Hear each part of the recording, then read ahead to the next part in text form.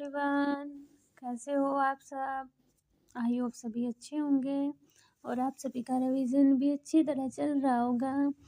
तो देखिए, हम यहाँ पर जो हमारे केवीएस में प्रीवियस ईयर क्वेश्चन पेपर हैं उनकी हम 1 बाय 1 क्वेश्चन प्रैक्टिस कर रहे हैं।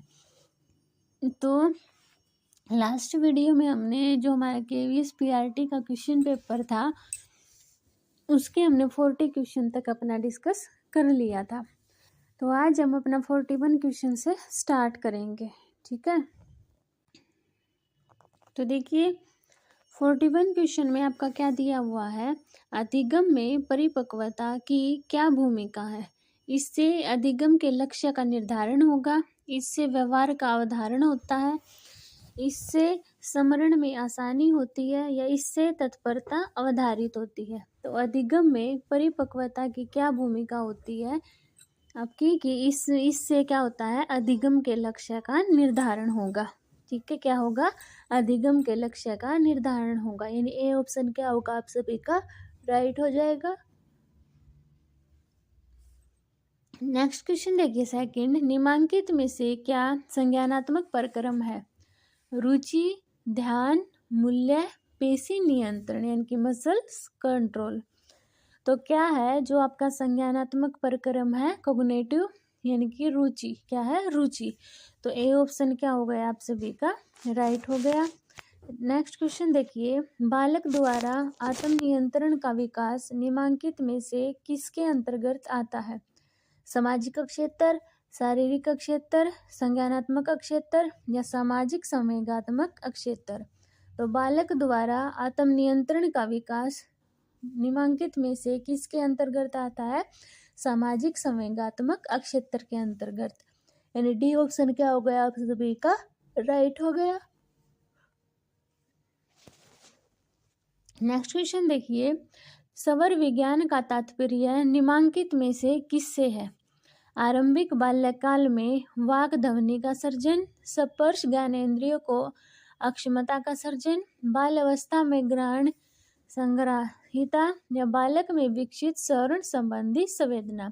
तो स्वर ज्ञान का तात्पर्य निम्नलिखित में से किससे है, आरंभिक बाल्यकाल में वाक ध्वनि का सर्जन। तो ये ऑप्शन क्या हो गया आप सभी का राइट हो गया। 45 क्वेश्चन देखिए, कल्पना शक्ति निम्नलिखित में से किन में बढ़ती है, किशोर, बालक, वरिष्ठ नागरिक या वयस्क।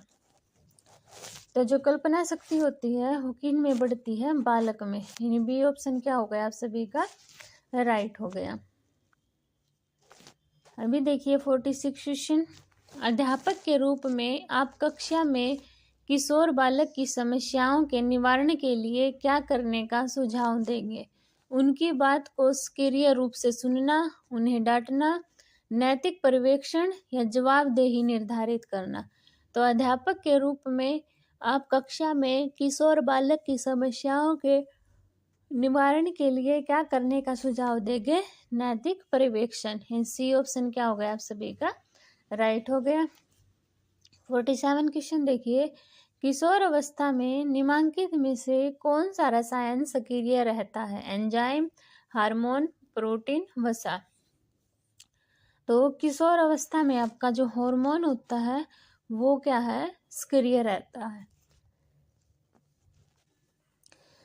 तो बी ऑप्शन क्या हो गया आप सभी का राइट हो गया। नेक्स्ट क्वेश्चन देखिए, बालक को शिक्षित करने में स्कूल की क्या भूमिका है। परीक्षाएं आयोजित करना और समय पर परीक्षा परिणाम की घोषणा, सभी विषयों का उत्तम अध्यापन, बालक का रूपांतरण या बालकों में अनुशासन को बढ़ावा देना। तो बालकों को शिक्षित करने में स्कूल की क्या भूमिका होती है आपकी, बालक का रूपांतरण यानी कि transformation of the child. Next question देखिए, किशोर अवस्था के बारे में जागृति उत्पन्न करने के लिए सभी विद्यालयों में शुरू किए गए कार्यक्रम का क्या नाम है। किशोर अवस्था शिक्षा कार्यक्रम, प्रौढ़ शिक्षा कार्यक्रम, किशोर शिक्षा परियोजना या किशोर शिक्षा नीति। तो किशोर अवस्था के बारे में जागृति उत्पन्न करने के लिए सभी विद्यालयों में शुरू किए गए कार्यक्रम का क्या नाम है आपका, किशोर अवस्था शिक्षा कार्यक्रम, यानी ए ऑप्शन क्या हो गया आप सभी का राइट हो गया। 50 क्वेश्चन देखिए, बहुत से विद्यालयों को किशोर अपराध से निपटने के लिए क्यों संघर्ष करना पड़ रहा है? प्रशासन में लाल फीताशाही, जागरूकता का अभाव, विद्यालयों में व्यावसायिक विशेषज्ञता के अभाव के कारण या निधियों की कमी के कारण। तो बहुत से विद्यालयों को किशोर अपराध से निपटने के लिए क्यों संघर्ष करना पड़ रहा है आपका? विद्यालयों में व्यावसायिक विशेषज्ञता के अभाव के कारण, यानी सी ऑप्शन क्या हो गया आप सभी का राइट हो गया। 51 क्वेश्चन देखिए, बालकों को शिक्षा के लिए विद्यालय क्यों जाना चाहिए? विद्यालय में अनुशासन का संवर्धन संभव है, समकक्षीय अधिगम और समाजीकरण का कार्य केवल विद्यालय में ही होता है, विषय के शिक्षक केवल विद्यालय में ही उपलब्ध होते हैं, विद्यालय के कार्यकलाप से अधिगम में सहायता मिलती है। तो कौन सा आपका बेस्ट ऑप्शन है इसको कि बालक को विद्यालय क्यों जाना चाहिए? क्योंकि विद्यालय के कार्यकलाप से अधिगम में सहायता मिलती है, यानी डी ऑप्शन क्या है आप सभी का राइट है।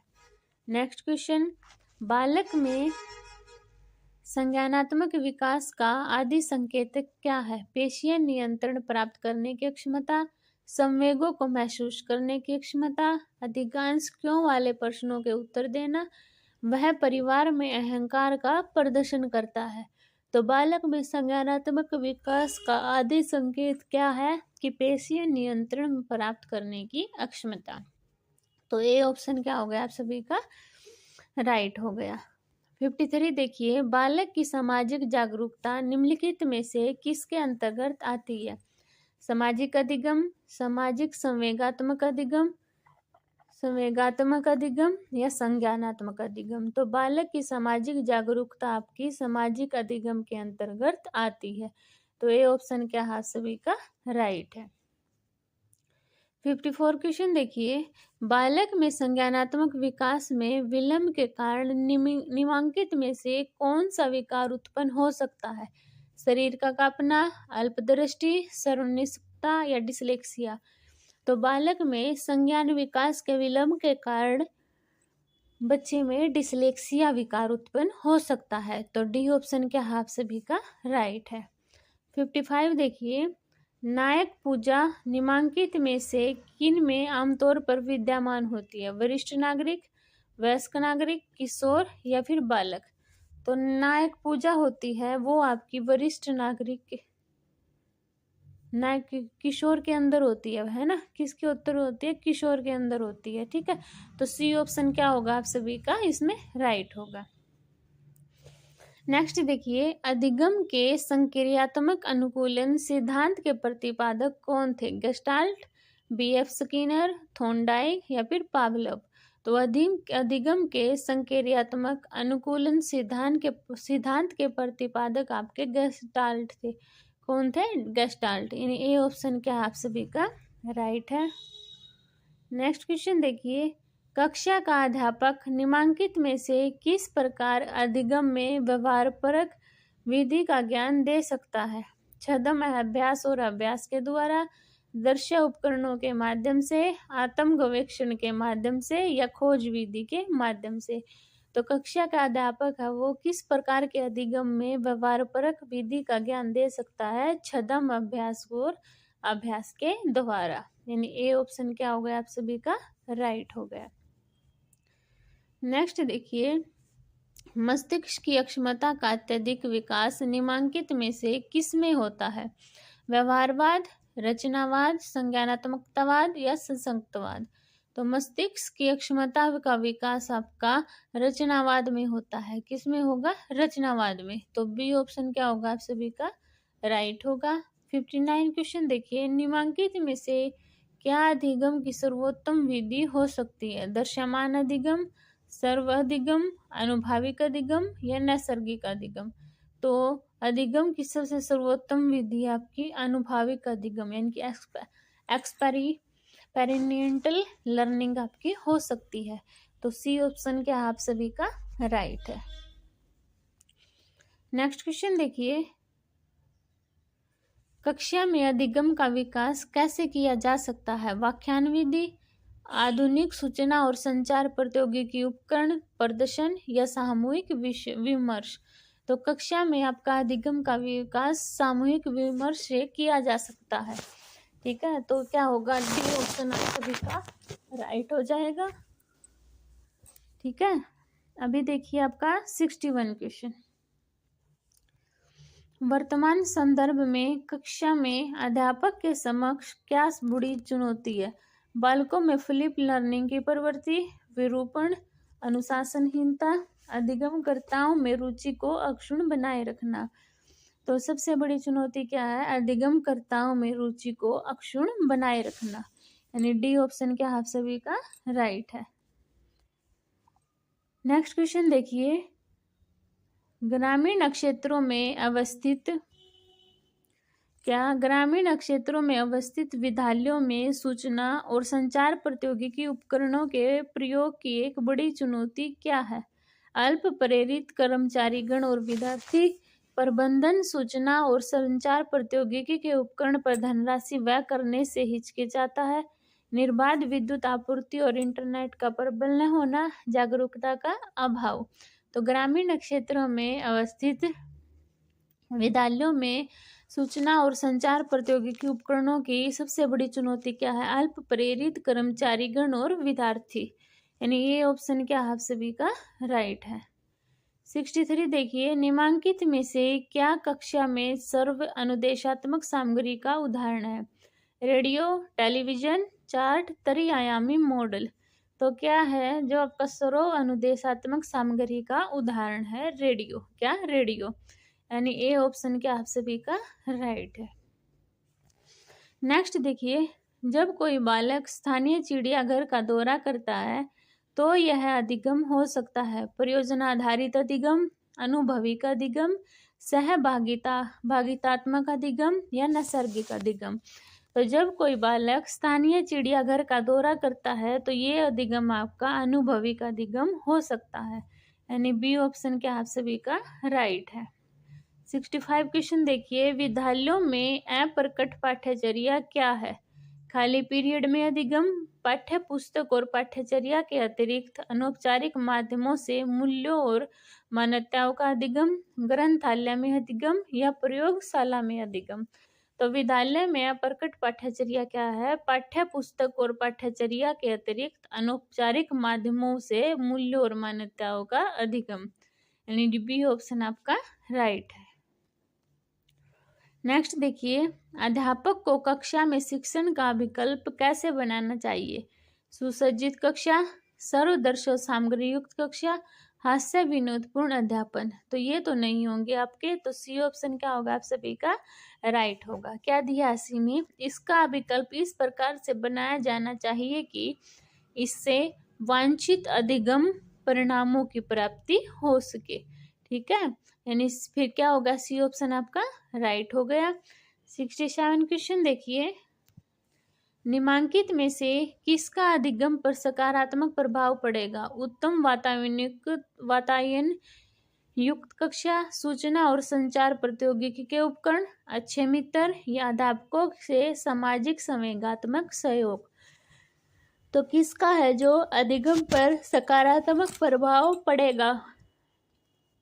उत्तम वातायन युक्त कक्षा। तो ए ऑप्शन क्या आप सभी का राइट है। नेक्स्ट क्वेश्चन देखिए, कक्षा में विद्यार्थी अध्यापक के मध्य सकारात्मक संबंध का क्या लाभ है? इसके फलस्वरूप सुखद एहसास होता है, इसके फलस्वरूप विद्यार्थी के व्यवहार में सुधार होता है जिससे शैक्षणिक उत्कृष्टता आती है, विद्यार्थी को इससे लाभ मिलेगा, माता पिता इससे प्रसन्न रहते हैं। तो कक्षा में विद्यार्थी अध्यापक के मध्य सकारात्मक संबंध का क्या लाभ है कि इससे के फलस्वरूप विद्यार्थी के व्यवहार में सुधार होता है जिससे शैक्षणिक उत्कृष्टता आती है। तो ए बी ऑप्शन क्या आप सभी का राइट है। नेक्स्ट क्वेश्चन देखिए, समस्या समाधान उपागम सामान्यतः कहलाता है प्रयोगवाद, संज्ञानात्मकतावाद, संसक्तवाद या रचनावाद। तो समस्या समाधान उपागम आपका प्रयोगवाद कहलाता है। ठीक है, तो ए ऑप्शन क्या आप सभी का राइट हो जाएगा। नेक्स्ट क्वेश्चन देखिए, अधिगम के लिए अनुशासन क्यों महत्वपूर्ण है? तो अधिगम के लिए अनुशासन आपका क्यों महत्वपूर्ण है? क्योंकि इससे संबंध को बढ़ावा मिलता है, इससे ईमानदारी को बढ़ावा मिलता है, अनुशासन से एकाग्रता और समय निष्ठा का संवर्धन होता है, इसके फलस्वरूप अधिगम में वृद्धि होती है। तो अनुशासन के अधिगम के लिए आपका अनुशासन क्यों महत्वपूर्ण है? क्योंकि इससे ईमानदारी को बढ़ावा मिलता है। तो इससे क्या होगा, अनुशासन क्यों इम्पोर्टेंट होता है कि अनुशासन से एकाग्रता और समय निष्ठा का संवर्धन होता है। ठीक है, तो सी ऑप्शन इसका राइट होगा। तो ये थे आपके 30 क्वेश्चन CDP के, और अब आपका सब्जेक्टिव स्टार्ट हो गया। ठीक है, आई होप सभी को ये क्वेश्चन क्लियर हुए होंगे। अगर फिर भी किसी बच्चे को डाउट होता है तो वो अपना कमेंट सेक्शन में बता सकता है, मैं उसके डाउट क्लियर कर दूंगी। और अगर आपको मेरी वीडियो पसंद आती है तो प्लीज़ चैनल को सब्सक्राइब कीजिए, वीडियो को शेयर कीजिए, लाइक कीजिए। मिलते हैं नेक्स्ट वीडियो में, तब तक के लिए बाय बाय।